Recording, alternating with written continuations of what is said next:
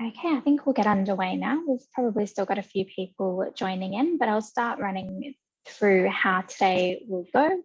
And if anyone does have any questions throughout, they can always just jump in the Q&A box. So firstly, welcome everyone, and thank you so much for joining us. My name is Rochelle Flood, and I'm the campaign manager here at World Animal Protection. I'd like to start today by acknowledging that wherever we're joining from across Australia, we are meeting on the traditional land of the Aboriginal people. Our office here is on the land of the Cammeraygal people of the Eora Nation, and we pay our respects to elders past, present, and emerging. It's great to see so many animal people together in one place. So as I said, we've still got a few people joining, but we will get underway. So a quick overview of how today's protest will run. It will go for about 45 minutes. Our first speaker today will be SAFE CEO Deborah Ashton, who is joining us from New Zealand, where the government recently supported a phase out of live export by sea. Deborah will be speaking about the campaign to ban live export in New Zealand and how they've achieved their recent win. Next, we'll hear from Australian Greens Senator Mehreen Faruqi. Mehreen is the Australian Greens animal welfare spokesperson. She'll be talking about the Greens' work in this space and their support for a ban on live export. Our final speaker today will be New South Wales Animal Justice Party MP Emma Hurst. Emma will be speaking about the Australian Justice Party's policies and support for a ban on live export. After hearing from our speakers, we will have a group photo, so please be ready to hold up your signs. You'll all be able to turn your cameras on when we get to that point, and then we'll have plenty of time for a Q&A session before we wrap up. So throughout the webinar, we really do want to be hearing from you. So if you have any thoughts or questions throughout the presentations, just jump in the Q&A box and pop them in there, and we'll have plenty of time at the end to go through those. So in order to get access to the Q&A box, just make sure that you've got the Zoom box open in full screen, and then click the Q&A button, which is down the bottom right of your screen. So if you want, just click that now and jump in and say hello, maybe tell us where you're joining from, just so we know who's with us today. That would be great. And just finally, in terms of housekeeping, I will just let you know we're recording today's protest. So everyone who is registered will get at the end a link where they can go back and watch this protest later. So thank you again for joining. Now, first off, just to get things started, we've got a little poll. So we want many of you will see a poll pop up on your screen. If you don't, that's okay. I'll read the questions out and you'll be able to put your answer in the chat box as well. So we've got the poll up now. We just want to know, how long have you been campaigning against live animal exports? Is it less than 6 months, at least a year, under 5 years, more than 5 years, or more than 10 years? I will leave this up for a couple of minutes. Just let us know.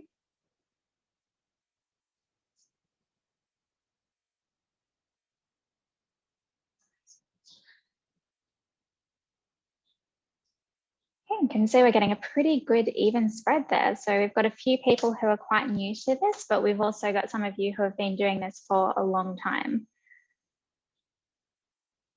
We'll give you 1 more minute if you haven't had a chance to vote in the poll yet.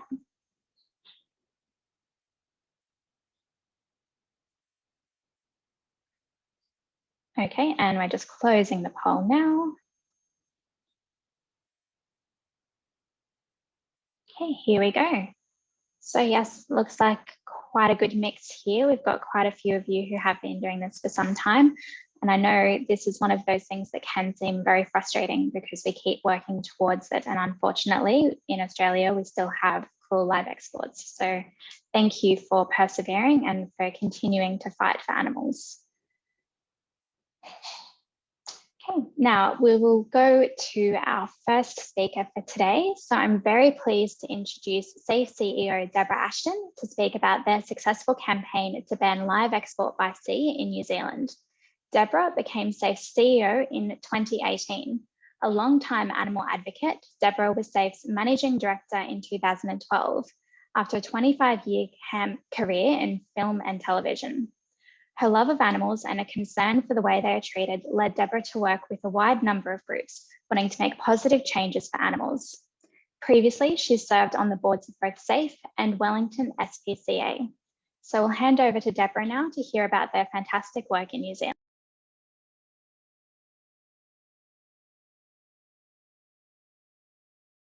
Shall I unmute? How's that sound? Yep, thank you, Rochelle, and thank you for the invitation to take part in today's virtual Ban Live Exports protest. The recent announcement by the New Zealand Minister for Primary Industries, Damien O'Connor, to ban live export by sea will primarily affect cows currently being sent to China for breeding purposes.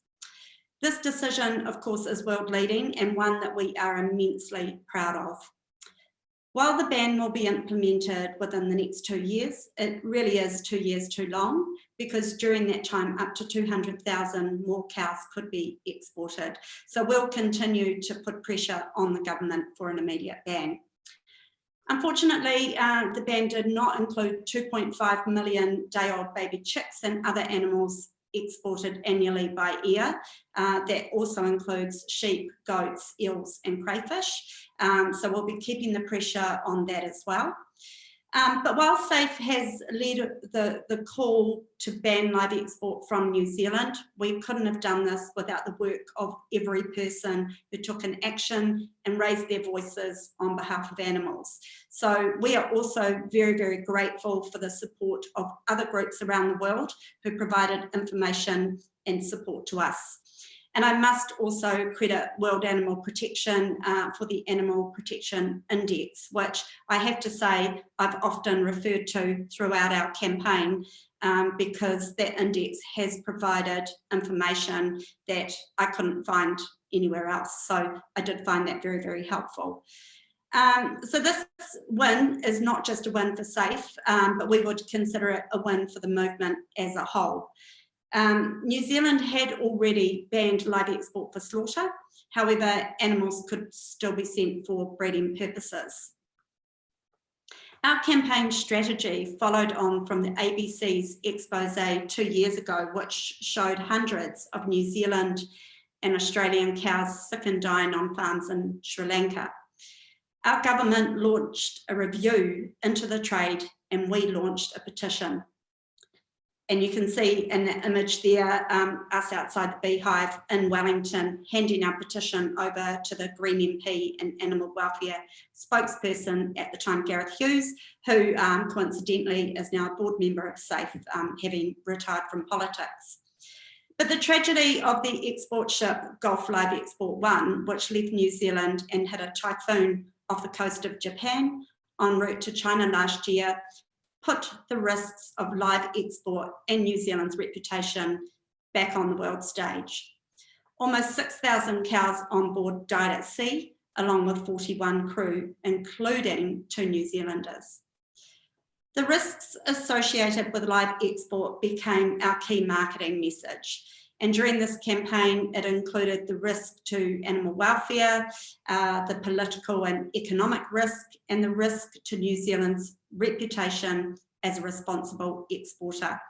This was something we knew was extremely important to our government, as well as them wanting to be seen as world leaders in animal welfare. So a large number of New Zealanders were, of course, extremely unhappy with live export, and locals living in the port areas where ships were taking cows from began holding protests to mark the departure of almost every live export ship that left New Zealand. And you can see that picture there where supporters, some of the SAFE team and some of the locals are there in Napier and really and truly made their voices heard. Their tireless passion and energy was absolutely instrumental in helping to keep the pressure on the government to ban live export. So as New Zealand jumped in and out of COVID levels last year, we hosted our first ever virtual protest, and we were joined by over 8,000 people from around the world, demanding a release of the minister's long-awaited review into live export and a ban on this cruel trade. We also ran an online campaign with the Guardian newspaper asking people to take action And we also ran our own online actions, and you can see the image there of the advertising campaign that we ran through the Guardian newspaper. Also, the Guardian ran their own story about the high risks of live export ships running aground, which was also, I think, very helpful in us getting this ban. So over 57,000 people emailed Prime Minister Jacinda Ardern asking for a ban. Now in New Zealand, that's a lot of people, but also people that emailed her were also from around the world as well. More than 8,000 people emailed their local council, so that's where the ports were, asking them to reconsider using their ports for live export. And when we got wind that the long-awaited review was actually before Cabinet, so before our government, we asked our supporters to pick up the phone and call ministers to make sure that their concerns were heard. So I think, you know, there was a lot of jamming of phone lines on that particular day. But on the evening of Tuesday, 13th of April, so this year, we got a tip-off that the minister would be announcing a ban the very next day. And I have to say, I could hardly sleep that night until, you know, I could wake up the next day and really and truly hear it myself. But that weekend, the Current Affairs programme Sunday highlighted the disgusting conditions that cows were expected to live in at sea. New Zealand's agricultural heavyweight and former chair of the government's own advisory group, John Hellstrom, spoke out on the programme saying that live export should be banned. This was really, really powerful, and had the government not announced the ban earlier in the week, the item would have been extremely embarrassing for them. So New Zealand's ban sends a clear signal to Australia and other participating countries that they can no longer be complicit in fueling this barbaric trade. Australian producers viewing New Zealand's exit as less competition and are arguing that if we don't send our cattle, then no one else will, is completely immoral, as they are knowingly sending their animals into abhorrent conditions. Australia's Prime Minister Scott Morrison visited New Zealand a couple of weeks ago to push for New Zealand and Australian unity on political trade relationships. It should cut both ways, and live export should be no different. So look, let's keep up the pressure and all help Australia to end live export now. Thank you, everyone. Thank you very much, Deborah. It's so good to hear about the real progress that you've all managed to make in New Zealand. Hopefully we can get a similar outcome here very soon. Now, before we hear from our next speaker, I'll just provide a brief overview of the Australian live export context. World Animal Protection, formerly WISPA, has been campaigning to end live animal export for many years. Unfortunately, despite years of campaigning for change, Australia remains a significant player in the live export industry, being one of the key exporters of cattle to countries including Indonesia, Vietnam, and Israel. In the last year alone, Australia exported more than 1 million cattle overseas on live export ships. Australian cattle are forced to endure horrific conditions on board these vessels, where they struggle to have even their most basic needs, like access to food and water, met. They're sent abroad with little to no veterinary oversight or care. The suffering of these intelligent animals is needless and unjustifiable, and a better way is possible if we ban live export. To tell us more about what can be done here in Australia, we have Greens Senator and Animal Welfare Spokesperson, Mehreen Faruqi. Thank you. Thanks, Rochelle. Hello, everyone. And thank you so much, Deborah, for the work that's happened in New Zealand, and a huge congratulations. But before I say any more, I acknowledge the traditional owners of the land that I am on, the Ngunnawal and Ngambri people, and I pay my respects to elders past and present. This land is, always was, and always will be Aboriginal land. And thank you, Rochelle and the World Animal Protection, for bringing us all together in a virtual protest today. We are coming together today to repeat, and we've said this many times, but to repeat again in no uncertain terms, what we've been saying for many years. Australia must ban live export. 10 years ago, to this very month, a Four Corners episode completely rattled and shocked us. the cruelty and inhumanity of the live trade export was brought to the front of the public consciousness, and it resulted in quick and decisive government action, which ended up in a temporary ban in the cattle trade to Indonesia. Over the decades since, we have seen more and more evidence come to light about the cruelty of the live export trade. And we really should not mince words here, because there is no way that this cruel trade can be made safe for animals. There is just no way, and we have to shut it down. We know about the heat stress and inhumane conditions on board these ships of misery. We know about the terrible fate that so many of these animals meet when they are landed overseas and subjected to more horrific cruelty. We have seen it with our own eyes time and time again. The animals on certain voyages have been literally cooked alive and plow on throughout the COVID pandemic. They allowed the trade to continue without the small level of scrutiny that was available before. So just a couple of weeks ago, during Senate estimates hearings, I questioned the government about the suspension of the Independent Observer Program, which has provided at least some limited animal welfare scrutiny on these ships and provided a small degree of accountability for what happens on these ships.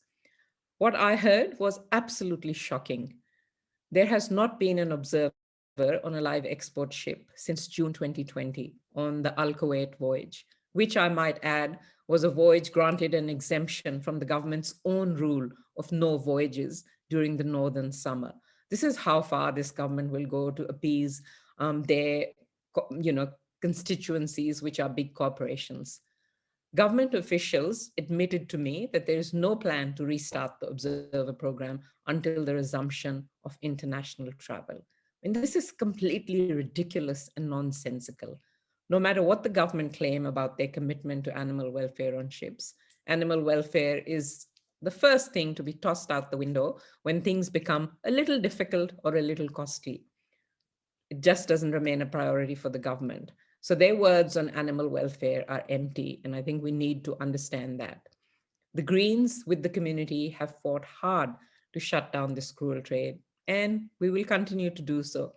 We have campaigned alongside animal welfare activists for so many years, and it is my commitment to you that we will continue to be your voice and the voice for animals in the federal parliament. In 2018, before the last election, in my first few weeks as a senator, I was able to push through and pass a bill in the Senate that would have shut down the live export trade. It was focused on the sheep trade because we had the numbers at that time. Sadly, the bill passed the Senate, but the government refused to allow us a vote in the lower house. In 2019, the Greens amended the bill to create an Inspector General of live animal export to actually create an objective of the act to consider animal welfare. And this is the first time that a federal law will have animal welfare as a consideration in an objective. So with this government, these little wins are quite important because it just pushes the campaign and, the welfare of animals a little bit forward.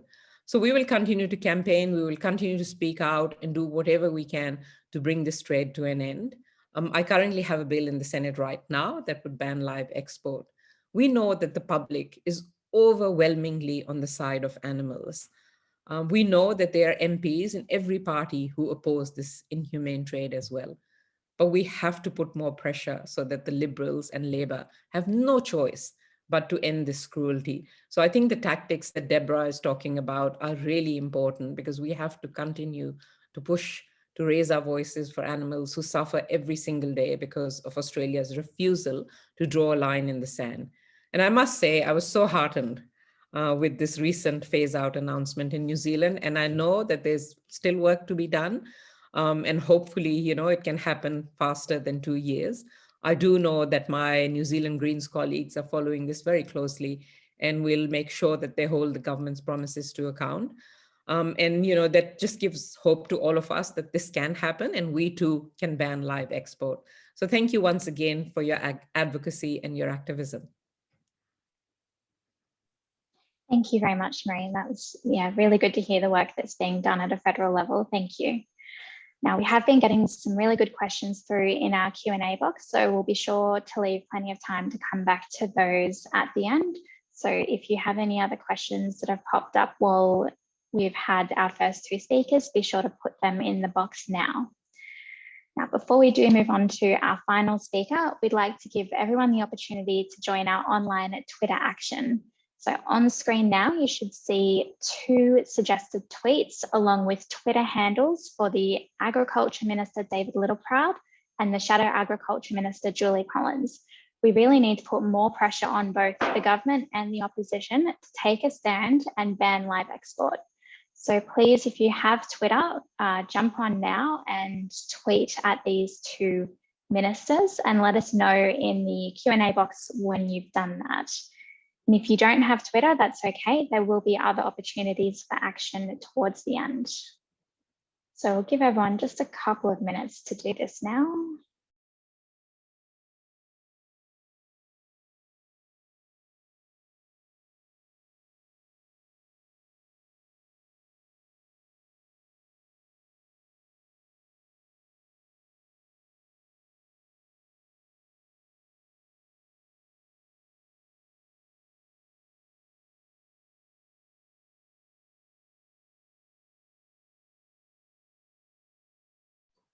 Okay, looks like a few people have had an opportunity to send that off. So as I said, this will be recorded. So if you want to go back and do it later and you're wondering what the Twitter handles were, this will be available for you after we've finished the online protest. So you can always go back and do that later. So now we'll go to our final speaker. So we'll hear from Emma Hurst, who's the MP for the Animal Justice Party in New South Wales. Thank you, Emma. Thank you, Rochelle. I just want to also begin by acknowledging the traditional custodians of this land on which we meet and pay my respects to their elders past, present and emerging. I want to give a big congratulations to Deborah. I know that there's still a way to go, but congratulations on how far you've already come. And a big thank you to Maureen as well, who's been sometimes a lone voice on this issue, advocating in federal parliament against this absolute atrocity and cruel industry.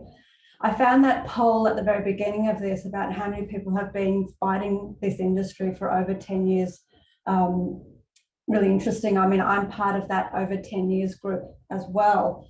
And, what I can say about this is that, we're not shocked anymore. We're not shocked by the cruelty of what happens to animals that are forced into the live animal export industry. We've seen animals with their tendons slashed. We've seen animals having their eyes gouged. We've seen sheep being cooked alive on these ships. In my inaugural speech, when I was elected into New South Wales Parliament, I talked about Tommy, who was one of the steers that were exposed as part of that Four Corners expose with Animals Australia. And Tommy stood there and watched what happened to the other animals in front of him, and you could see the terror in his face, and he knew that he was next. We're not shocked, we're not surprised by the cruelty in live export anymore. What is shocking though is the lack of this government's action to end this vile industry. The fact that this government has ignored the majority of Australians who are against this industry and want to see this animal cruelty come to an end. Every single animal on those live export ships, whether they're suffering while they're on those ships or if they suffer by being slaughtered while fully conscious when they arrive at their destination, every single one of them was an individual who felt pain and who felt fear and who suffered mightily. As Maureen said, there is no way to regulate this industry. There will be cruelty in this industry no matter what is changed and what is done. And for anybody that's with us today that has been campaigning for this for over 10 years, they can say that every time that the government has said that they're going to do something, whatever it is that they have done has failed, because a private charity who seems to be almost the only oversight into this industry has exposed over and over and over again the atrocities that continue to happen within this industry. I've been involved for nearly 20 years, and I know people that have been fighting for this for even longer. It's truly disgusting conduct from this government that has shown time and time again that it will always put profit over the suffering of these animals. But the people of Australia won't allow this industry to continue, and the Animal Justice Party won't allow this industry and the cruelty to continue. Here in New South Wales, we've heard of another atrocity. We've heard that there are proposals with the new Western Sydney Airport that's being built and proposed to be launched in 2026, I think, that they're actually planning on live exporting animals from New South Wales from that airport. So we've been asking questions of the government in budget estimates and down on the floor, and we're just not getting any straight answers. They're not confirming whether they are, but they're also not denying it either. You have our word that we will continue to fight that at every stage that happens as well. And we're very concerned that the live export industry is in fact expanding here in Australia. While the rest of the world, UK and New Zealand, are making progress, it seems that Australia is turning backwards. We will fight this every step of the way.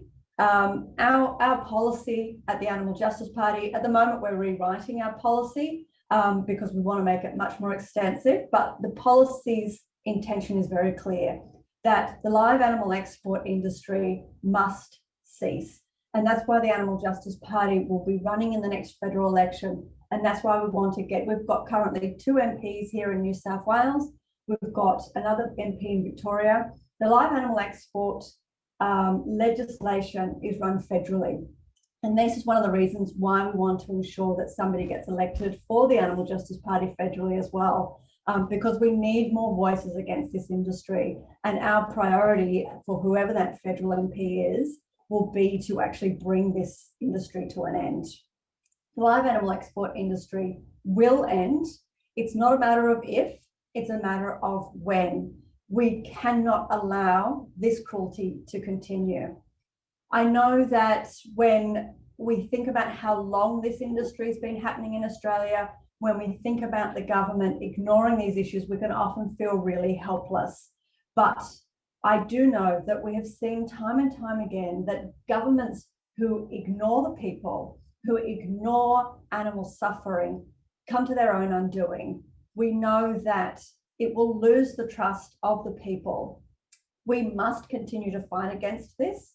We won't just expose this industry, we will end it, and we will be ending it as soon as we can. Thank you.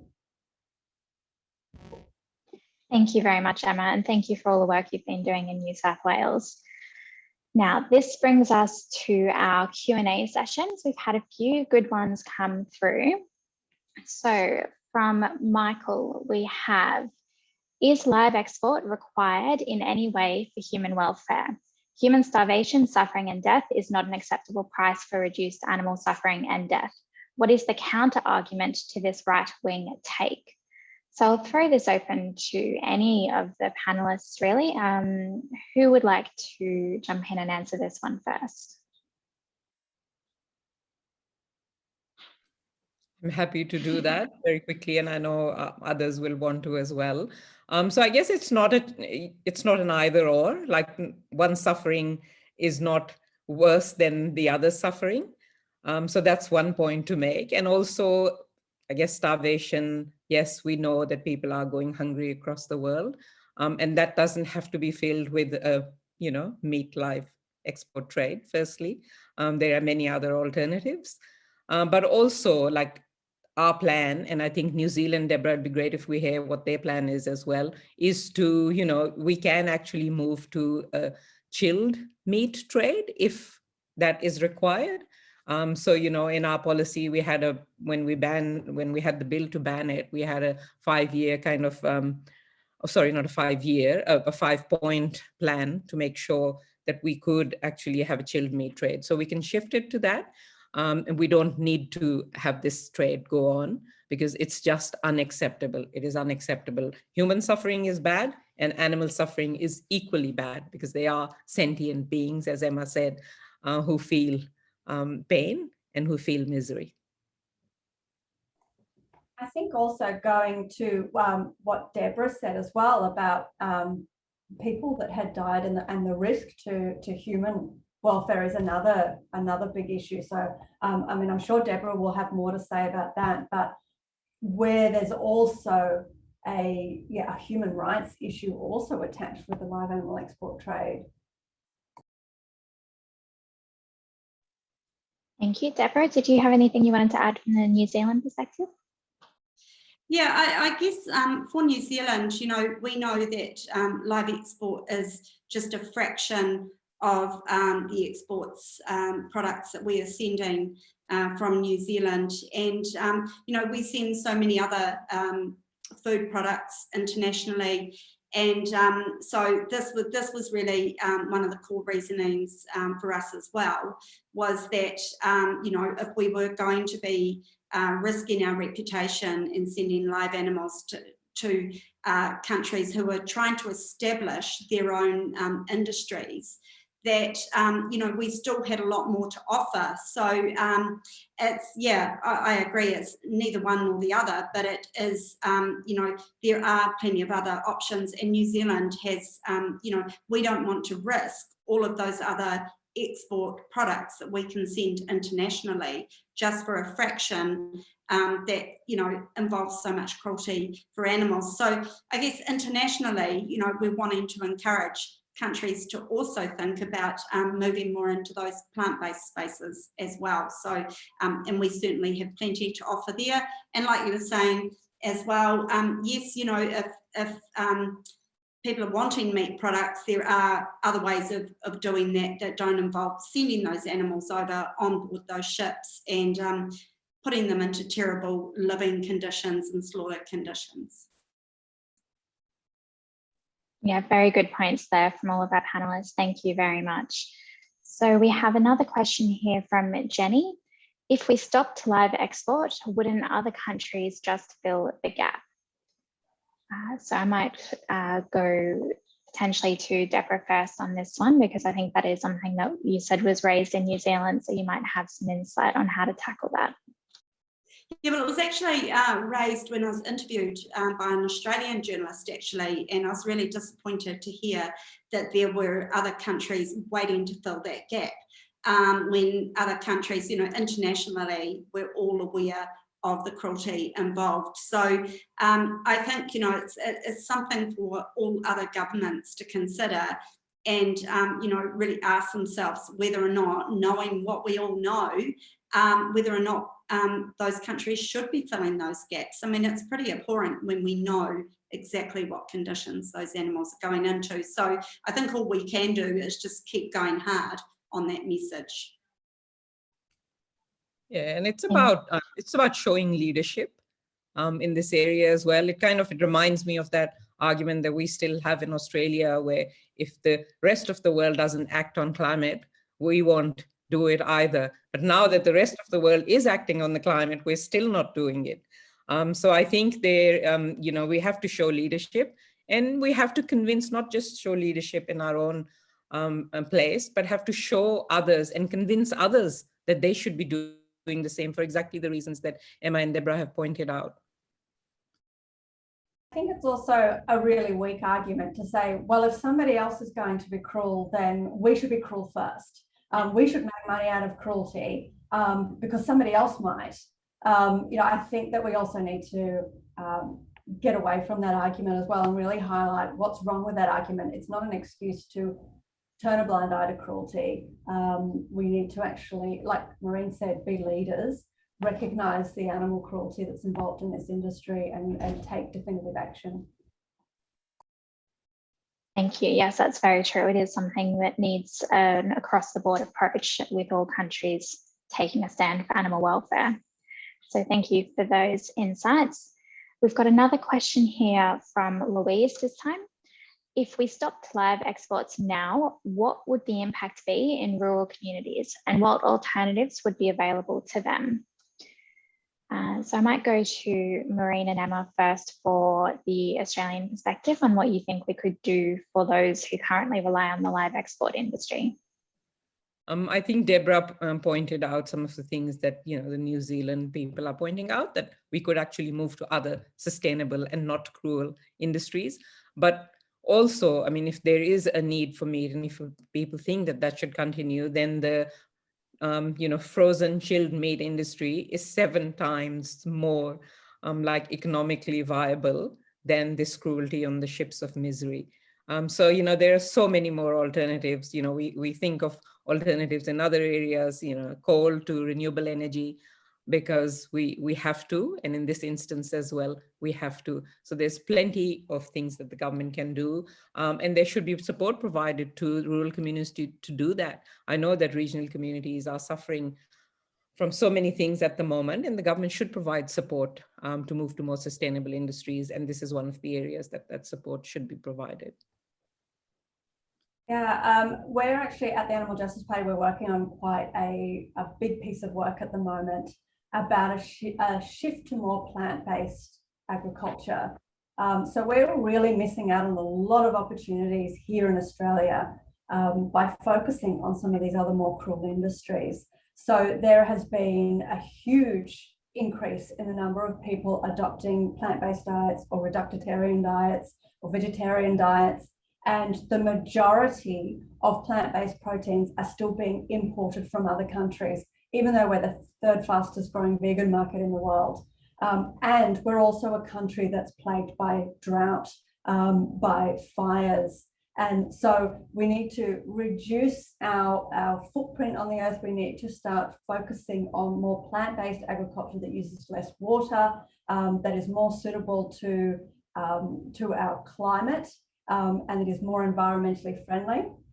But the bigger piece of this, and why it's so complex to work out, obviously there needs to be government assistance towards some of these transition programs. We've just been doing an inquiry into the dairy industry, and while the dairy industry is asking for subsidies to prop them up because less and less people are consuming their products, our position and statement is actually we need to be supporting farmers to actually shift towards some of these plant-based proteins, which are increasing in popularity. That's where consumers are going as well. So that's where we believe government needs to be supporting these farmers.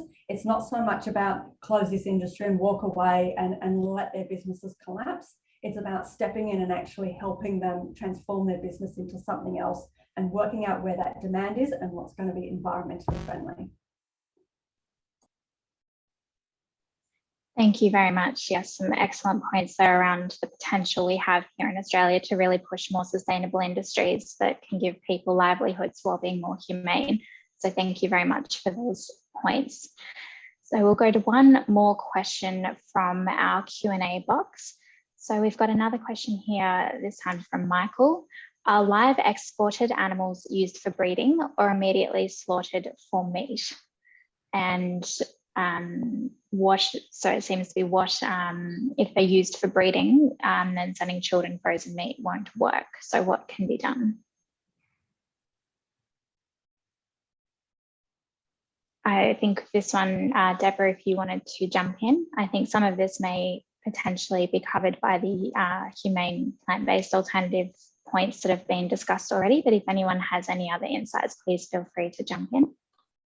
Yeah, so, I mean, our animals have been going over to China, so our cows, to help build an industry in China, so really solidly build it up. And it would take quite some time to well and truly build up their industry. You know, China's a huge country with a massive population.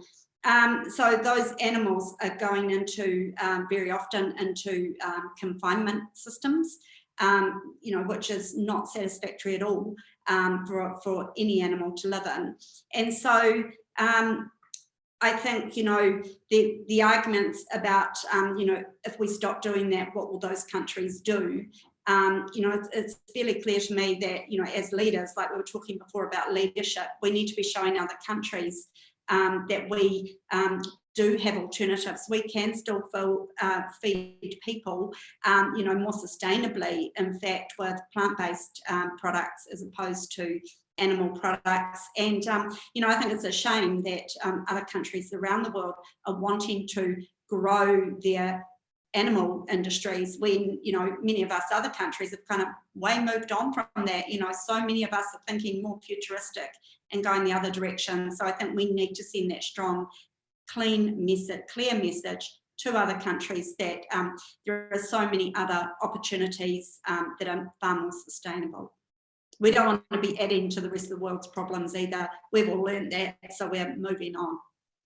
And I think let's be clear, like we're not sending our animals through this misery and cruelty to those countries because of an altruistic motive to help those people. We're sending them merely for the purpose of profits for corporations, and those corporations that are especially mates of the major parties. So I think we should be quite clear about that. And yes, there are animals sent for breeding, and they go through the same cruelty here, and often in the country that they're sent to as well. So when we say end live export, it means end all live export.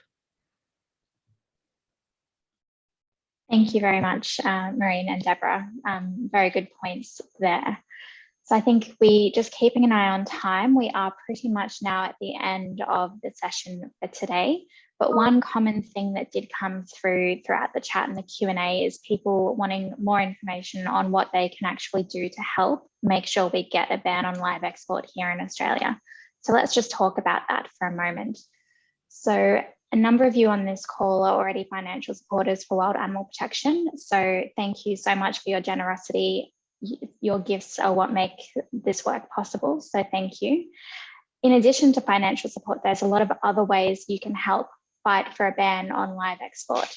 First, you could take a couple of minutes to send an email to the Agriculture Minister, David Littleproud, and the Shadow Agriculture Minister, Julie Collins, to demand the major parties take a stand against live export. The link that's on the presentation there, and I'll also put it in the chat box for you, has a template already done up for you for the emails. Please do use it just as a guide, because the more personalized emails will have a greater impact. But we put a couple of points in there for you around the need to ban live export.